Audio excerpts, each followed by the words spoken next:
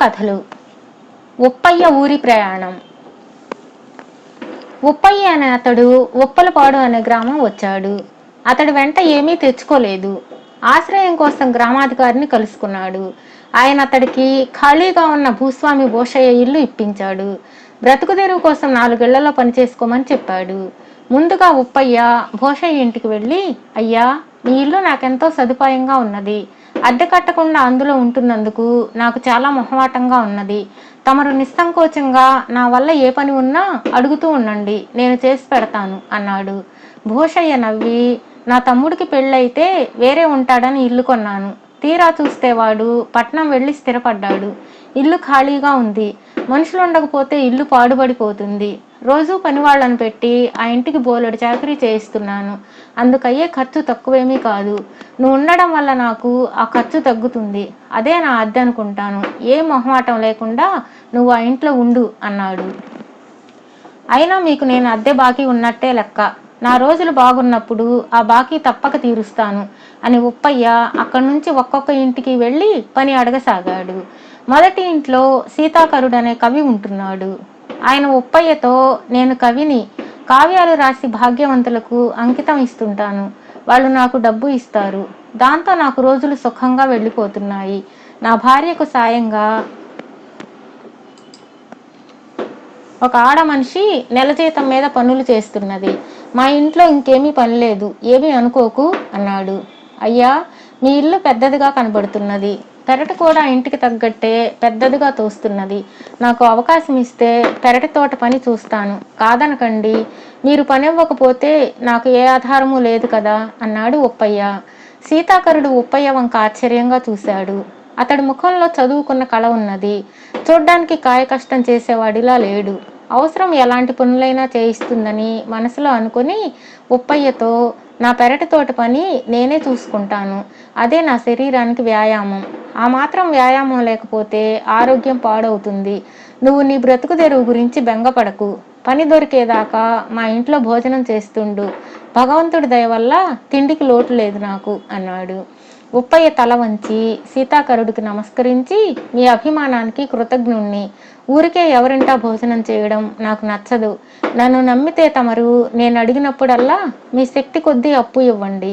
నా రోజులు బాగున్నప్పుడు బాకీ తీర్చుకుంటాను అని అక్కడి నుంచి రెండో ఇంటికి వెళ్ళాడు. ఆ ఇల్లు ఒక వ్యాపారిది.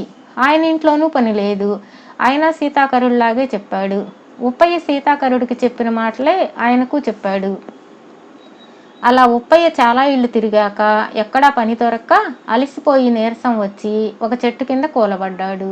అప్పుడు ఆ దారినే వెళుతూ గ్రామాధికారి అతన్ని చూసి ఆగి పలకరించి, పని దొరికిందా అని అడిగాడు. అయ్యా, మీ ఊరు చాలా గొప్పది. అందరూ ఎవరి పనులు వారే చూసుకుంటున్నారు. అందువల్ల నాకు పని దొరకలేదు అంటూ ఉప్పయ్య జరిగిందంతా చెప్పాడు. రోజుకొక ఇంట్లో భోజనం చెయ్యి, నీ రోజులు సుఖంగా వెళ్ళిపోతాయి అన్నాడు గ్రామాధికారి నవ్వుతూ. ఏ పని చేయకుండా ఊరికే భోజనం చేయడం నాకు ఇష్టం ఉండదు. ఎన్నాళ్ళైనా ఉపవాసాలుండగల శక్తి నాకున్నది అన్నాడు ఉప్పయ్య. అప్పుడు గ్రామాధికారి ఆశ్చర్యపోయి ఉప్పయ్యను పరీక్షగా చూశాడు. అతడు ఆయనకు సామాన్యుడిలా తోచలేదు. అలాంటి వాడిని తన గ్రామం ఆదరించి తీరాలి అనుకున్నాడు. వెంటనే గ్రామాధికారి ఊరి పెద్దలను కొందరిని పిలిపించి ఉప్పయ్య గురించి చెప్పి, ఇతడు అభిమానం గల మనిషి, ప్రతిఫలం ఇవ్వకుండా దానం పుచ్చుకోడు. మన ఊళ్ళో అతడు తిండి లేక మలమల మాడిపోకూడదు. కాబట్టి మనమందరం కలిసికట్టుగా అతడికి సాయపడదాం. రోజు ఒక ఇంట్లో పని ఇచ్చి భోజనం పెడదాం అన్నాడు. ఊరి పెద్దలంతా దీనికి అంగీకరించారు. ఆ విధంగా ఉప్పయ్యకు పని దొరికింది. తిండికి లోటు లేకుండా రోజులు గడిచిపోతున్నాయి. అయితే ఉప్పయ్య అంతటితో తృప్తి పడక ప్రతిరోజు ఊళ్ళో ఎవరో ఒకరి వద్ద ఎంతో కొంత అప్పు చేసేవాడు. కొందరి వద్ద 1 వరహా తీసుకుంటే మరికొందరి వద్ద 100 వరహాలు తీసుకునేవాడు. తన రోజులు బాగున్నప్పుడు బాకీ తీర్చుతానని అందరికీ మాట ఇచ్చాడే తప్ప ఎప్పుడు తీర్చేది చెప్పలేదు. విచిత్రంగా ఎవరు అతన్ని బాకీ తీర్చమని వేధించలేదు. మాట వరుసకు కూడా బాకీ గురించి అతనికి గుర్తు చేయనే లేదు. అలా ఏడాది గడిచింది. ఒక రోజున ఉప్పయ్య గ్రామాధికారిని కలుసుకొని, నేను ఊరికి వెళుతున్నాను. ఊళ్ళో వాళ్ళనందరినీ సమావేశపరచండి. ఎవరెవరికి ఏం కావాలో అవి తెచ్చి పెడతాను అన్నాడు. గ్రామాధికారి నవ్వి, నువ్వేం తేగలవు అని అడిగాడు. నేను వెళ్లే దారిలో లలితాంబిక అనే అమ్మవారు ఉన్నది. ఆమె ఎలాంటి కోరికలనైనా తీర్చగలదు అన్నాడు ఉప్పయ్య. ఆ ఊరు ఎక్కడున్నది చెప్పు, నేను నీతో వస్తాను. స్వయంగా అమ్మవారిని అడగవలసిన కోరిక ఒకటి ఉంది నాకు అన్నాడు గ్రామాధికారి. ఆ ఊరికి ఇంకెవ్వరూ రాలేరు, ఆ మాతను ఇంకెవ్వరూ దర్శించలేరు. మీ కోరిక ఏమిటో చెప్పండి, నేను మీ తరపున అమ్మవారికి విన్నవిస్తాను అన్నాడు ఉప్పయ్య. నా వివాహం జరిగి 15 ఏళ్లయింది. నా భార్య సంతానవతి కాలేదు. అమ్మవారు మాకు బిడ్డను ప్రసాదించగలరా అన్నాడు గ్రామాధికారి ఆతృతగా. అవశ్యం అన్నాడు ఉప్పయ్య. వెంటనే గ్రామాధికారి ఉప్పయ్య ఊరి ప్రయాణం గురించి చాటింపు వేయించాడు. సాయంత్రానికల్లా ఊళ్ళో వాళ్ళందరూ ఒకచోట సమావేశమయ్యారు. ఉప్పయ్య వాళ్ళందరినీ ఉద్దేశించి, భగవంతుడున్నాడా లేడా అని మనుషులందరికీ అనుమానం వస్తుంది. ఆయన ఉన్నాడు, మంచిని ప్రోత్సహిస్తాడు, చెడుని శిక్షిస్తాడు. ఈ ఊళ్ళో ఉన్న వాళ్ళందరూ మంచివాళ్ళు. మీకు ఆయన మేలు చేస్తాడు. మీ కోరికలు నాకు చెప్పండి, నేను లలితాంబిక అమ్మవారికి నివేదిస్తాను అన్నాడు. ఊరి వాళ్ళందరూ ఒకరి తర్వాత ఒకరు లేచి ఉప్పయ్యకు తమ కోరికలు చెప్పుకున్నారు. ఒకడి తల్లి దీర్ఘవ్యాధితో మంచం పట్టింది, అది నయం కావాలని కోరుకున్నాడు.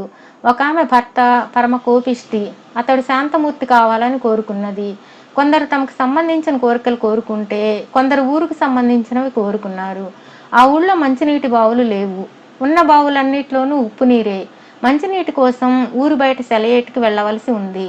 ఊళ్ళో మంచినీటి బావులు కావాలని కొందరు కోరారు. ఊళ్ళో బాటల పక్కన మొక్కలు బతకడం లేదు. మధ్యాహ్నపు ఎండకు నీడ వచ్చే చెట్లు బ్రతకాలని కోరారు. ఆ ఊరి రామాలయం శిథిలమైంది. దాన్ని దేవశిల్పులు తప్ప మరమ్మతులు చేయరాదట. ఆలయం కూలిపోతే ఊరికి అరిష్టమట. ఆలయం ఎప్పట్లా కావాలని కొందరు కోరుకున్నారు. ఇలా అందరూ రకరకాల కోరికలు ఉప్పయ్యకు చెప్పుకుంటుంటే అక్కడికి ఒక మనిషి వచ్చాడు. వాడు నల్లగా, ఎత్తుగా, బలిష్టంగా ఉన్నాడు. ఉప్పయ్యను చూస్తునేవాడు, నువ్విక్కడున్నావా అన్నాడు. గ్రామాధికారి వాడిని దగ్గరకు పిలిచి వివరాలు అడిగాడు. వాడి పేరు నీలయ్య. చంద్రపురం వాడి గ్రామం. ఉప్పయ్య ఆ గ్రామంలో 1 ఏడాది పాటు ఉండి అందరి దగ్గర అప్పులు చేసి ఒక రోజున ఊరికి ప్రయాణం అవుతూ లలితాంబిక అమ్మవారి ద్వారా అందరి కోరికలు తీర్చుతానని చెప్పాడు. గ్రామస్తులకు అతడి మీద అనుమానం పుట్టి ముందు తమ బాకీలు తీర్చమన్నారు. అంతే, రాత్రికి రాత్రి ఉప్పయ్య గ్రామం నుంచి మాయమయ్యాడు. గ్రామస్తులు అతన్ని వెతికి పట్టుకోమని నీలయ్యను నియోగించారు. నీలయ్య చెబుతున్నది నిజమేనా అని అడిగాడు ఉప్పయ్యను గ్రామాధికారి. ఉప్పయ్య నిజమేనని తలాడించాడు. అలా ఎందుకు చేశావు అని ప్రశ్నించాడు గ్రామాధికారి. దానికి ఉప్పయ్య, నేను లలితాంబిక భక్తుణ్ణి. ఆమె ద్వారా మంచి మనుషుల కోరికలు తీర్చాలని నిర్ణయించుకుని బంగినపల్లి అనే గ్రామం వెళ్ళి ఇక్కడున్నట్లే 1 ఏడాది ఉన్నాను. వాళ్ళ నుంచి అప్పుల రూపంలో 3000 వరహాలు తీసుకున్నాను. గ్రామస్తుల కోరికలు తీర్చడానికి గ్రామాన్ని విడిచిపెట్టాలనుకున్నాను. వాళ్ళు బాకీలు తీర్చనిదే గ్రామం నుంచి కదలనివ్వమన్నారు. పోగు చేసిన డబ్బంతా ఇంట్లో ఒకచోట దాచాను. తీరా చూస్తే దాన్ని ఎవరో దొంగిలించారు. ఆ విషయం చెప్తే గ్రామస్తులు నమ్మలేదు. అందువల్ల ఎవరికీ తెలియకుండా అక్కడి నుంచి పారిపోయి చంద్రపురం వెళ్ళాను.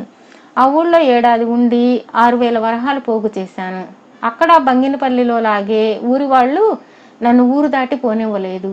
ఎవరికీ తెలియకుండా ఊరు వదిలిపెట్టి బంగినపల్లి వెళ్ళి నా బాకీలు రెట్టింపు వడ్డీలు ఇచ్చి మరీ ఇచ్చాను. ఆ తర్వాత ఈ ఊరు వచ్చాను. ఇప్పటికి 12,000 వరహాలు పోగు చేశాను. ఈ డబ్బు తీసుకుని వెళ్ళి చంద్రపురం వాళ్ళ బాకీలు తీర్చదలిచాను. అక్కడి నుంచి నా ఊరు వెళ్ళి లలితాంబిక అమ్మవారికి చెప్పి మీ కోరికలు తీర్చాలనుకున్నాను. ఇంతలో నీలయ్య వచ్చాడు. ఇది నా కథ అన్నాడు. నీలయ్య వెటకారంగా నవ్వి, అన్ని దొంగ మాటలు. 12,000 వరహాలతో ఇక్కడి నుంచి పారిపోవాలనుకున్నావు. నేను రావడంతో నీ మోసం బయటపడింది కదా అన్నాడు.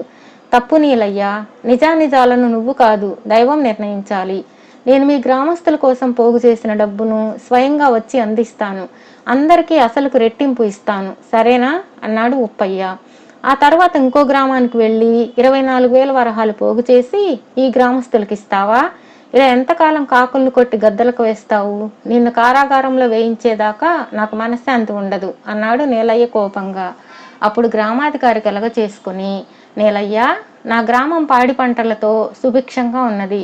మేము మంచితనాన్ని నమ్ముకున్న వాళ్ళం. ఈ ఉప్పయ్య మంచివాడని నమ్ముతున్నాం. ఇతడికి ఇచ్చిన డబ్బు గురించి మాకు చింత లేదు.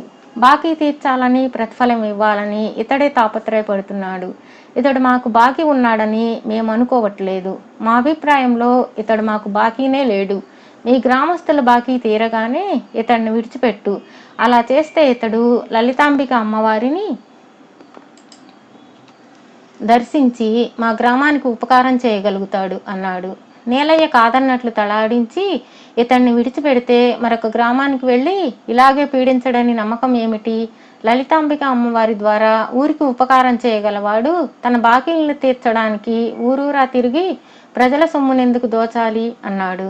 గ్రామాధికారి నవ్వి, బంగినపల్లిని వదిలినప్పుడు ఇతడు నా గ్రామస్తులు బాకీ తీర్చమని బలవంత పెట్టారు. అందుకని ఇతడు మీ చంద్రపురం వచ్చాడు. అక్కడ మీరు బాకీలు తీర్చమని బలవంత పెట్టారు. అందుకని ఇతడు మా గ్రామం వచ్చాడు. మాకితడు తీర్చవలసిన బాకీలు లేవని అంటున్నాం. కాబట్టి ఇతడికి లలితాంబిక అమ్మవారి ఊరికి మాత్రమే వెళతాడు. తను చేసిన బాకీలకు తానివ్వగల ప్రతిఫలాన్ని తనే స్వయంగా సంపాదించే ఉప్పయ్య తన వల్ల కాని పనులకు మాత్రమే లలితాంబిక అమ్మవారి వద్దకు వెళతాడు. ఇది మా నమ్మకం. మా నమ్మకం నిజం కాకపోయినా మేము ఏమాత్రం బాధపడం అన్నాడు నీలయ్యతో. ఉప్పయ్య గ్రామాధికారికి కృతజ్ఞతలు తెలుపుకొని నీలయ్యతో బయలుదేరి వెళ్ళి చంద్రపురం చేరుకొని అక్కడ అందరి బాకీలు అసలుకు రెట్టింపు చొప్పున తీర్చాడు.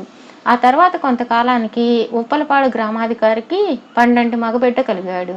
అందరి ఇళ్లలోనూ వారు వారి కోరిన శుభాలు జరిగాయి. ఊరి బావుల్లో ఉప్పు నీరు మంచినీరైంది. ఉప్పలపాడు గ్రామస్తులందరూ ఉప్పయ్య గురించి గొప్పగా చెప్పుకుంటూ రాజ్యమంతటా ప్రచారం చేశారు. ఆ తర్వాత ఎందరో గ్రామస్తులు ఉప్పయ్యకు స్వాగతం పలకాలని చూశారు. కానీ అతడు ఉనికి తెలియలేదు. స్వార్థం కొద్దీ మనం మంచి అవకాశాన్ని పోగొట్టుకున్నామని బంగినపల్లి, చంద్రపురం గ్రామస్తులు ఇప్పటికీ విచారపడుతూ ఉంటారు.